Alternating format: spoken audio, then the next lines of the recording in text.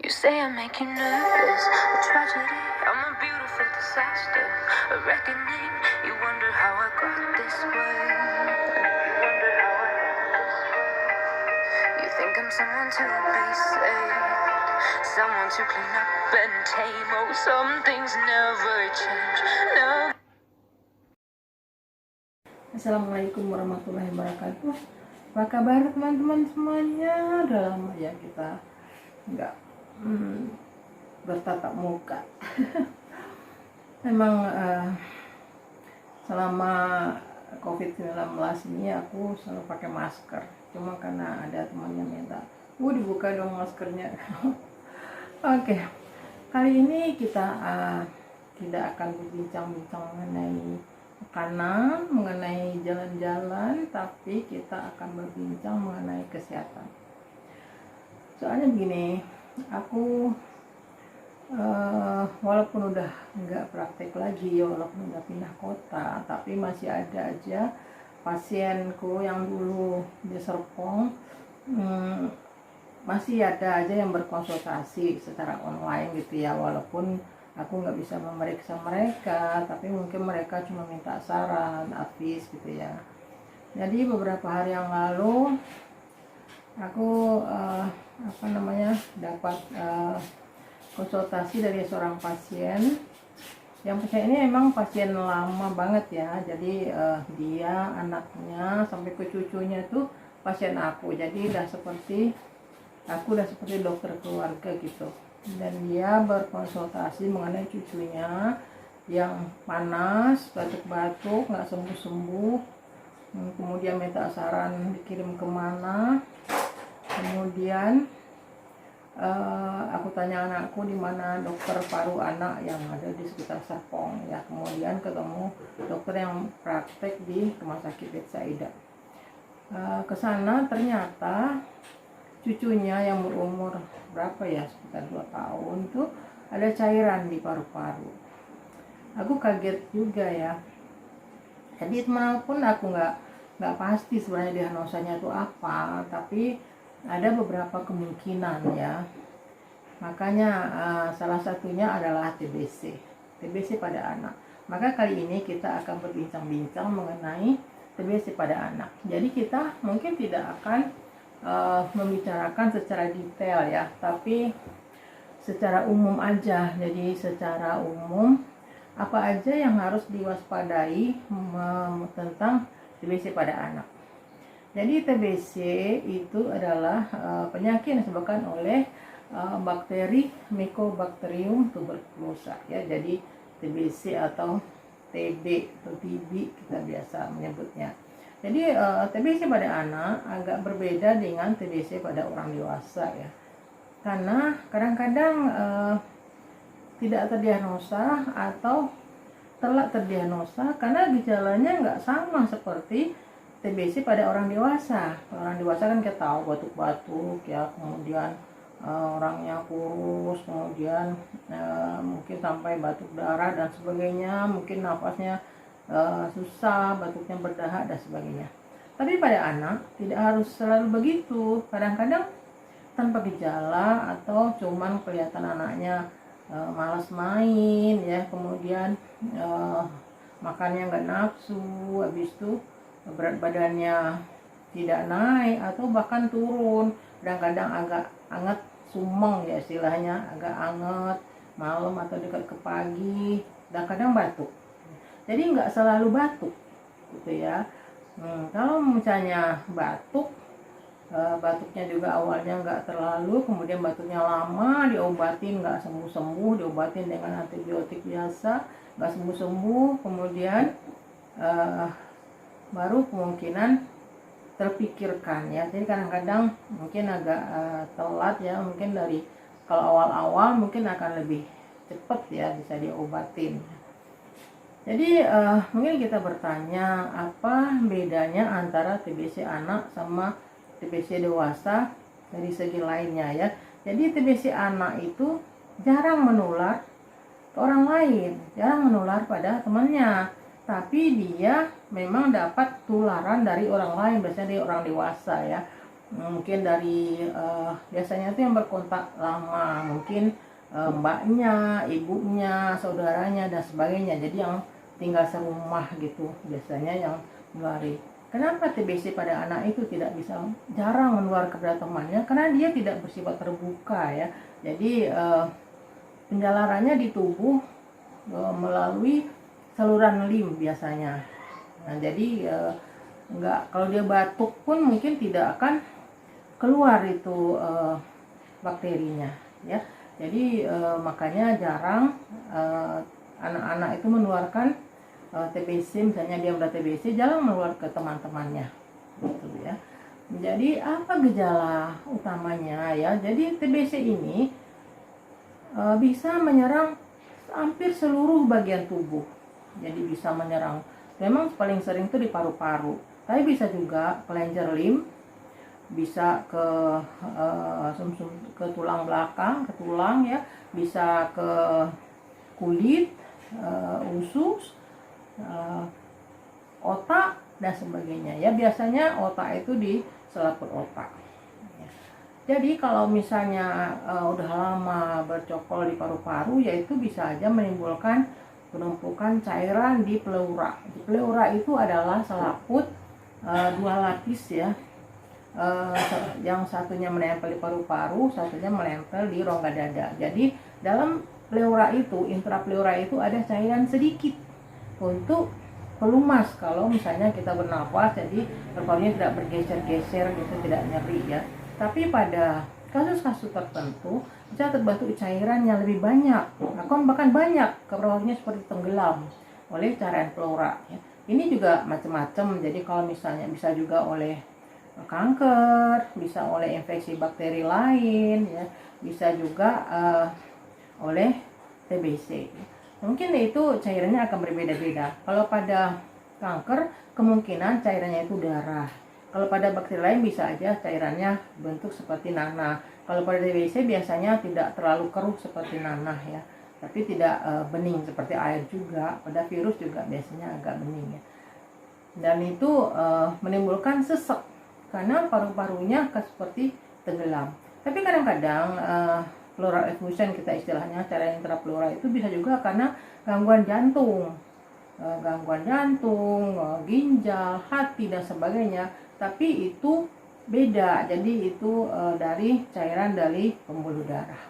Datangnya dia menyebut ke situ, ke intrapleura gitu ya. Jadi kita berbalik ke kasus TBC tadi.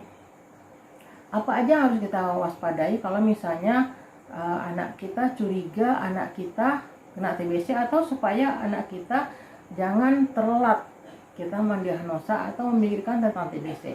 Itu pertama yaitu mungkin berat badannya nggak naik-naik atau mungkin turun, anaknya kelihatan males ya, makannya males, kemudian kalau malam-malam kadang-kadang dia anget ya, walaupun nggak panas banget, agak anget, terutama dekat ke pagi, kadang keringetan gitu ya. Dan yang paling mudah biasanya diperiksa tuh kita meraba kelenjar lim di sini, di leher ini harusnya nggak ada teraba kelenjar di sini. Tapi kalau ada seperti jendolan kecil-kecil itu bisa aja itu kemungkinan adanya TBC di paru-paru. Ya, jadi kalau misalnya keluarga kita, anak, ponakan, cucu dan lain-lain yang gejala seperti itu dan kita raba ada benjolan di sini, sebaiknya cepat dibawa ke dokter ya, walaupun mungkin kondisi fisiknya belum begitu mengkhawatirkan ya. Tapi kalau udah misalnya terjadi cairan di pleura itu biasanya demam anaknya, batuk mungkin udah lama berapa minggu, kemudian demamnya bisa aja tinggi dan kemudian sesek karena cairan itu mendorong paru-paru sehingga paru-parunya tidak bisa berkembang sempurna waktu bernafas. Kalau bisa sih jangan sampai seperti itu. Jadi pada gejala awal kita udah membawa ke dokter. Jadi kadang-kadang tidak jelas, artinya walaupun di ronsen kadang-kadang tidak kelihatan karena TBC-nya itu mungkin juga bukan di paru-paru atau mungkin juga baru sedikit ya. Dan biasanya dokter anak akan memeriksa namanya tes mantu atau tuberculin test ya. Jadi disuntik sedikit di jaringan sekutan, kemudian dilihat benjolannya setelah 3 hari berapa, kan biasanya disuntik ditandain. Jangan melebihi dari garis yang ditandain oleh dokter, biasanya jangan lebih dari 1 cm. Ya, setelah itu kita lapor ke dokternya apa ada kecurigaan ada TBC di anak tersebut. Jadi bisa aja TBC-nya di mana-mana ya. Yang paling bahaya lagi adalah TBC di selaput otak atau meningitis tuberkulosa. Jadi anaknya bisa kesadarannya menurun, bisa kejang, bisa cacat yang permanen ya. Itu datangnya tidak tiba-tiba. Kalau TBC, kalau misalnya meningitis karena bakteri lain, itu mendadak ya, anaknya demam tinggi, kemudian kejang, kemudian ada kaku kuduk. Maksudnya kaku kuduk itu kalau diangkat itu kepalanya nggak ditekuk, tapi badannya ikut keangkat gitu ya. Itu namanya kaku kuduk, itu khasnya meningitis ya. Walaupun meningitisnya dari virus, meningitisnya dari TBC, dari bakteri, biasanya gejalanya hampir sama seperti itu. Cuma nanti kalau kita ambil cairan sumsum tulang, akan kelihatan di situ TBC, meningitisnya karena apa. Jadi meningitis tuberkulosa itu dia pelan-pelan, karena memang tuberkulosa dianggap penyakit yang sifatnya kronis ya, jarang yang akut. Jadi pelan-pelan datangnya ya. Waktu itu juga cucunya teman aku seperti itu ya, tiba-tiba dia kejang, kemudian kesadarannya makin menurun, kadang-kadang dia baik lagi, kemudian menurun lagi, tapi akhirnya susah diselamatkan ya. Walaupun kadang-kadang selamat, tapi cacatnya permanen, mungkin cacat diri penglihatan, mungkin anggota gerak dia lumpuh, atau pendengarannya yang terganggu dan sebagainya. Jadi begitulah ya teman-teman. Jadi TBC ini adalah penyakit yang menyerang hampir seluruh tubuh. Jadi bisa kulit, bisa tulang, bisa usus, bisa selaput otak dan sebagainya. Nah, dan itu pada anak memang seringnya, bukan pada anak aja, memang yang paling banyak itu di paru-paru. Cuman itu pada anak bedanya dengan orang dewasa, karena gejalanya tuh tidak harus batuk. Kita kan berpikir kalau infeksi paru pasti batuk. Anak-anak belum tahu, cuma kelihatannya dia lemas atau males, kemudian utamanya berat badannya itu nggak naik. Jadi jangan tunggu berat badannya turun, berat badan nggak naik 2-3 bulan, 2-3 kali penimbangan nggak naik, kita udah harus waspada. Ada apa? Saya pernah punya pasien ya, tetangga itu anaknya beratnya nggak naik-naik, kecil aja. Kemudian diperiksa, kita curigai TBC, memang ke dokter anak, mantunya positif, kemudian diperiksa, diobatin dengan secara pengobatan TBC. Itu kagetin juga, anaknya langsung berat badannya naik, sekarang jadi tumbuh besar ya. Kemudian juga ada saudara ponakannya dari saya, dia waktu itu saya baru pindah ke Serpong, dia masih aku belum praktek, malahan masih di rumah, dia datang. Aku curiga itu, ya udah kita obatin sebagai pasien TBC anak. Berapa bulan ya, sampai 6 bulan, tambah lagi jadi 9 bulan. Akhirnya udah sembuh, berat badannya pelan-pelan naik. Habis itu aku kaget ketemu udah tinggi besar, sekarang udah jadi dokter. Alhamdulillah ya. Jadi memang itu pengaruh banget ya untuk pertumbuhan anak. Dan makin cepat terdiagnosa, itu akan makin cepat teratasi. Jadi cepat, jadi nggak ada gejala-gejala sisa atau yang lain di anak, bisa sembuh sempurna, bisa bertumbuh dengan baik gitu. Mungkin di negara kita kasus ini masih banyak. Mungkin negara kita TBC itu nomor 3 di dunia ya, jadi nomor 1 Cina kalau aku nggak salah, kemudian India, kemudian kita. Dianggap mungkin penyakit orang miskin tua itu nggak tahu juga. Jadi kenapa anak kita bisa ketularan TBC walaupun misalnya orang itu ekonominya bagus, tinggal di tempat yang bagus, tapi mungkin pada saat dia berkontak dengan penderita TBC dia kondisinya lagi jelek, mungkin dia lagi demam, mungkin dia lagi males makan, pokoknya daya tahannya lagi rendah, dia bisa ketularan. Jadi yang utama adalah daya tahan. Jadi walaupun misalnya seorang itu berkontak dengan kuman TBC tapi daya tahannya bagus, nggak apa-apa. Lihat aja kayak misalnya di rumah sakit, memang di bagian bangsal paru itu dokter dan para medisnya memang agak diistimewakan, gizi mereka bagus, giliran jaga mereka juga diatur sehingga daya tahan mereka nggak rendah. Ya, jadi utama adalah daya tahan. Karena di negara kita mungkin udara ini udah banyak kuman TBC ya, karena kuman TBC itu bisa bertahan di alam. Misalnya seseorang batuk, berdahak, habis itu dia buang aja di tanah, kemudian di situ kering, terbang, kehirup, itu bisa. Ya, jadi nggak harus kontak langsung begitu.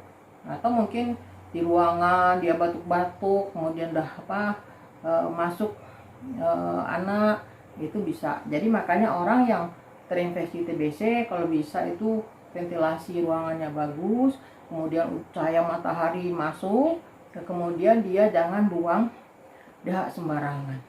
Jadi harus dibuang ke dalam kloset atau tempat cairan yang ada desinfektannya.